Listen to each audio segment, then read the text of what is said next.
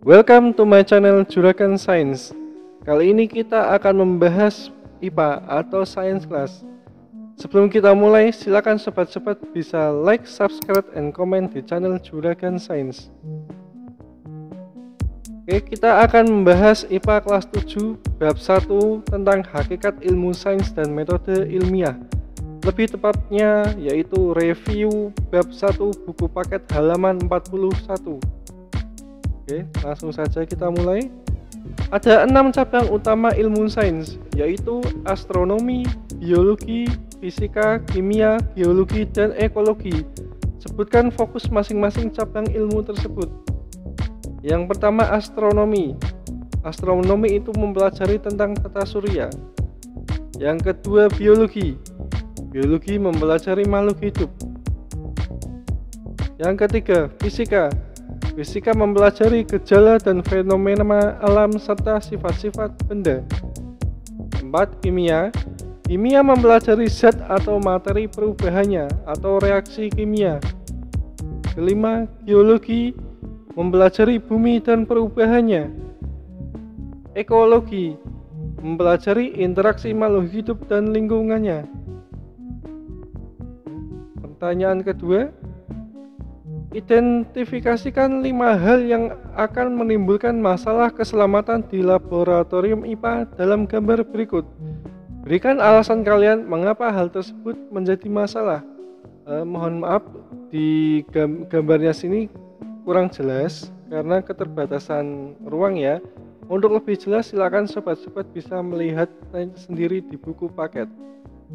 Oke, kesalahan yang pertama, berlarian di laboratorium bisa membahayakan karena ada kemungkinan menyenggol orang yang sedang membawa bahan kimia. Yang kedua, mengarahkan tabung reaksi ke wajah ketika memanaskan cairan di dalamnya. Cairan yang akan menguap bisa mengenai wajah. Kesalahan ketiga, tidak menggunakan jas laboratorium, kacamata pengamat, dan sarung tangan. Yang keempat, mencampurkan bahan kimia tanpa instruksi guru. Bahan kimia yang digunakan mungkin saja berbahaya atau korosif, dapat menyebabkan kebakaran atau ledakan atau menghasilkan gas beracun. Yang kelima, rambut yang panjang tidak diikat ketika menggunakan api. Rambut bisa terbakar ketika kena api. Yang keenam, bercanda di laboratorium sama dengan berlarian di laboratorium. Yang ketiga, apakah nama alat-alat laboratorium di bawah ini terbuat dari bahan apakah alat-alat tersebut dan apa saja kegunaan alat-alat itu?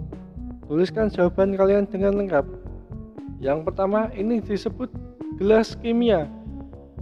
Terbuat dari gelas atau plastik dan berfungsi untuk mencampur atau memanaskan bahan kimia. Yang kedua, tabung reaksi.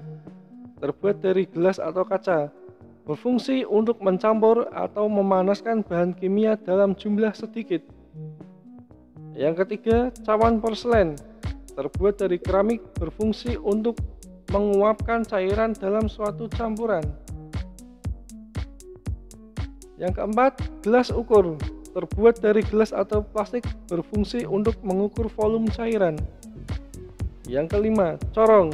Terbuat dari gelas atau plastik, berfungsi untuk menyaring campuran. 6. Labu Erlenmeyer. Terbuat dari gelas atau kaca, berfungsi untuk mencampur atau memanaskan bahan kimia, terutama yang menghasilkan gas, juga untuk menyaring. Yang ketujuh, termometer. Terbuat dari gelas dan air raksa atau alkohol, berfungsi untuk mengukur suhu. Yang kedelapan, kaki 3, berfungsi untuk menopang alat lain dalam proses pemanasan, terbuat dari logam. Nomor 4, apakah perbedaan antara besaran pokok dan besaran turunan? Sebutkan masing-masing 2 contohnya. Besaran pokok adalah besaran yang dijadikan dasar untuk menetapkan besaran lain. Contohnya adalah massa, waktu, suhu, dan panjang. Sedangkan besaran turunan adalah besaran yang ditetapkan dari besaran pokok. Contohnya adalah luas, kecepatan, volume, gaya, dan sebagainya. Nomor 5, tuliskan hasil pengukuran di bawah ini disertai dengan satuannya yang benar. Yang pertama, termometer. Nah, ini menunjukkan suhu 41 derajat Celcius. Mohon maaf juga ini gambarnya kurang jelas. Nanti sobat-sobat bisa melihat lebih jelas di buku paket. Yang kedua, gelas ukur. Di situ volumenya 220 mili. Penggaris panjangnya 17,4 cm. Keempat, timbangan atau neraca beratnya 100 gram.